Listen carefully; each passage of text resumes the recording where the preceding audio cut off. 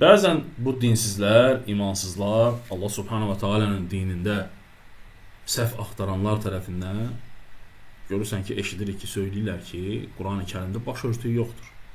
Və yaxud da qadınlara başınızı bağlayın, başınızı örtün deyə bir əmr yoxdur.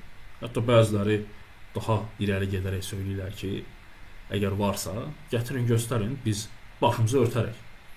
Mən düşünmürəm ki, onlar başlarını örtsünlər. Hər halda Allah Subhanahu Taala onlara hidayət versin, doğru yolu görməyi onlara nəsib etsin və müsəlmanların bu daddığı, bu həzzi, bu ləzzəti, bu İslam dinindən daddıqları bu ləzzəti onlar da dadsınlar inşallah.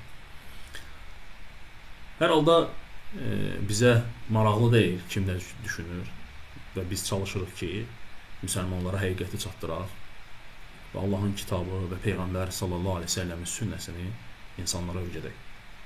Qurani-Kərimdə 2 surənin 2 ayətində Allah Subhanahu wa Taala Nur surəsi 31-ci və Əhzab surəsi 59-cu ayətində bizlərə buyurur ki, mömin qadınlara de ki, harama baxmayıb gözlərini aşağı diksinlər və cinsiyyət üzvlərini zinadan qorusunlar.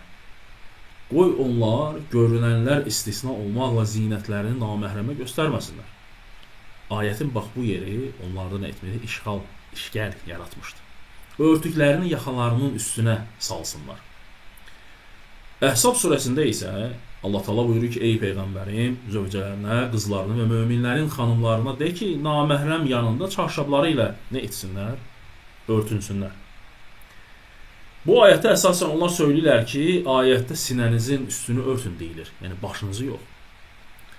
Lakin biz söyləmək istəyirik ki, bu ayətlər Peyğəmbər sallallahu aleyhi ve sellemə nazil olduğu zaman və Allah Rasulü sallallahu aleyhi ve sellem bu ayəti qarşıda olan müsəlmanlara oxuduğu zaman o xanımlar nə etdilər? Onlar paltarları ilə başlarını yox, üzlərini də belə örtdülər. Çünki bu ayətin nə məna daşıdığını onlar anladılar. Ona görə də söylənilir ki, ximar qadının baş örtüyü deməkdir. Həmçinin Allah Subhanahu wa Taala Qurani-Kərimdə xamr, yəni içkiyə də ximar bu ad verilmişdi. Nə üçün? Çünki içki insanın ağlını örtdüyü üçün və insanın ağlını örtdükdən sonra insan nə etdiyini bilmədiyi üçün ona bu ad verilmişdi. Ximar sözü ərəblərdə başı örtən bir geyim növüdür.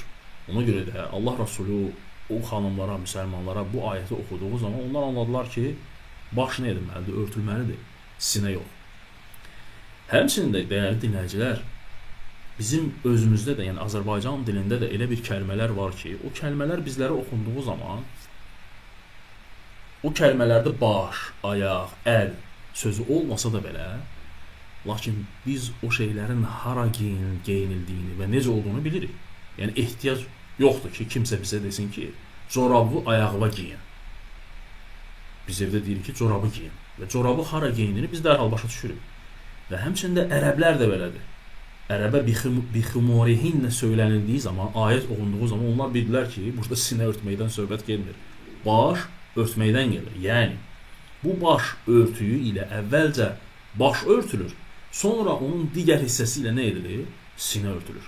Başdan aşağı nə edilir? Örtülür. Həmçinin də dəyərli dinləyicilər, bəzi misalları da gətirək. Necə ki, bizdə olan sözlərdən şarfığı bağla və yaxud da papağını qoy və yaxud da kəlağayını bağla, əlcəyini geyin. Yəni bu kəlmələrdə əl, baş sözü olmasa da belə, hər bir kəs kəlağayının hara bağlandığını və yaxud da şarfın hara bağlandığını və yaxud da əlcəyin hara geyildiyini çox gözəl bilir. Çox gözəl də başa düşürük. Ona görə də elhamdülillah Qurani-Kərimdə Allah Subhanahu wa Taala qadınlara başlarının örtməsini, yəni hicab, əl və üz müstəsna olmaqla digər əzalarının bağlanması əmri vardı, narahat olma. Allah'a emanet olun. Esselamu Aleyküm və Rəhmətullahi və Barakatuhu.